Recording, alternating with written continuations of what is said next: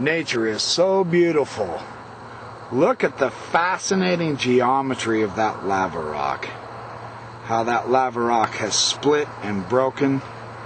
Look at the fascinating different shapes compared to the shapes of the trees and the other plants. Some of these trees in this lava depression, they say, are 400 years old. The lows, they blow in the topsoil. There's a tree that's 400 years old. It blows in the topsoil and it grows right through the lava rock. The shape of that tree, no two trees are the same shape. None of them. They're all different shapes. These junipers are hardy survivors out here in this country. This geometry, this shape.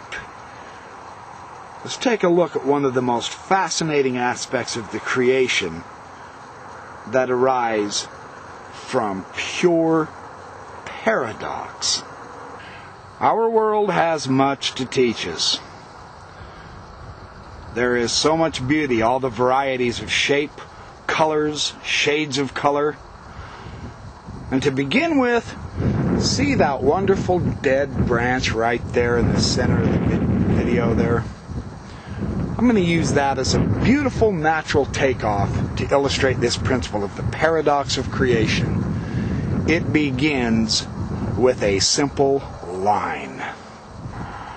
Okay, our first exercise, we have to have our compass, our straight edge, a pencil, and a piece of paper.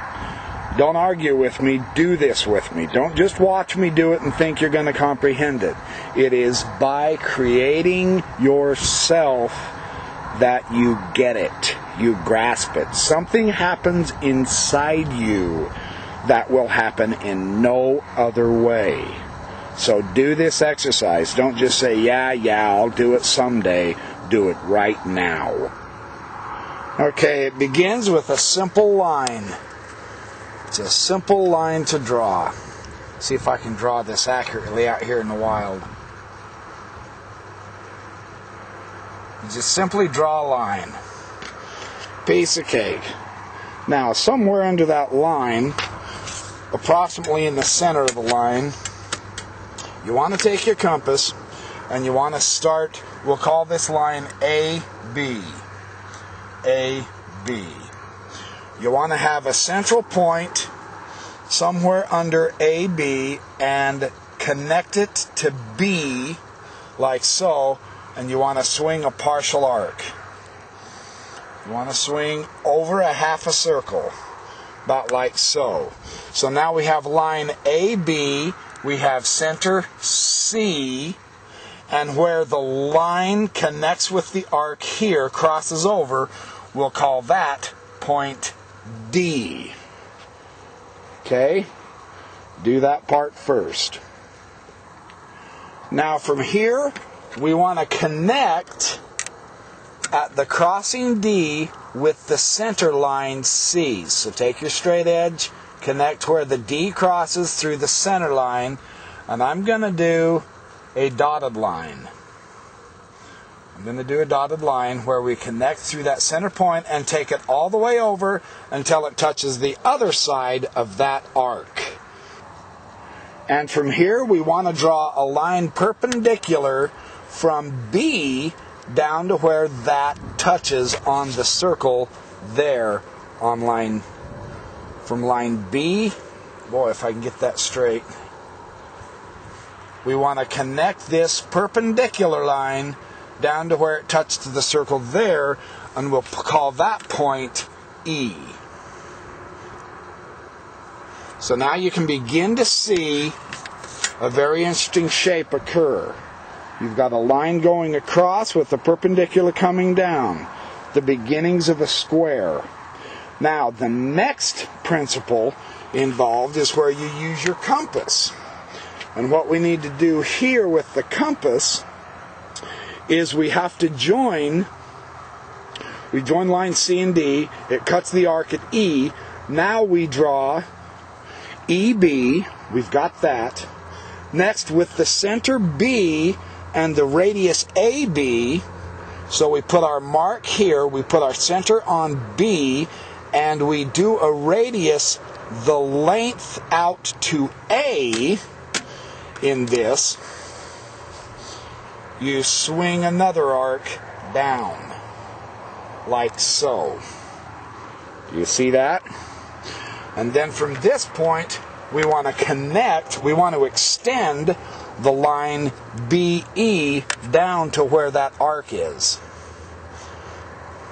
And the reason we do this is because we are establishing the beginnings of our square with equal sides. That's why we went from a radius AB, not at the point D, but from AB we swing an arc, and then we know this side will be exactly the same length perpendicular to line AB, and this point we'll call G. Lawler calls G. So now we have line AB and the perpendicular line BG. We can see the beginnings of our square. And it began with the point A, and from that infinitesimal point, that monad, the energy or the light line extends. Now with our same radius with our compass of radius AB, we want to use A as a central point. Whoops. We want to use A as a central point, and we want to come down here and just draw a semi-arc. We want to use G as a central point and come down here and do a partial arc. You can see the crossing here from each of the centers G and A down to this point, and we'll call this point F. And now we have a point to connect to our other 2 points. This is the wonder of geometry. Now we extend from A down to point F.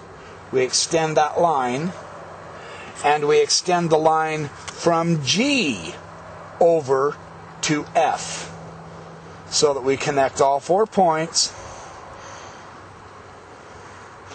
and voila, we have our square. A perfect square, the same on all sides. And now we see automatically that whenever you have a square, we have square ABGF. Now you automatically draw the diagonal. You connect points A and G, and you split the square in the diagonal. From this point, we now have the makings of a second square. What we do now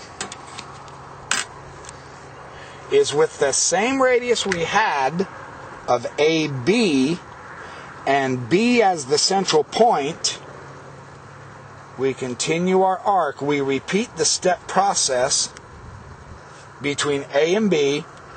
We swing our arc. We don't have to do a full circle, but we want to bring up a partial circle. We swing the arc. Now from this point, we want to draw a line perpendicular from AG over to here somewhere. How do we make that exactly perpendicular?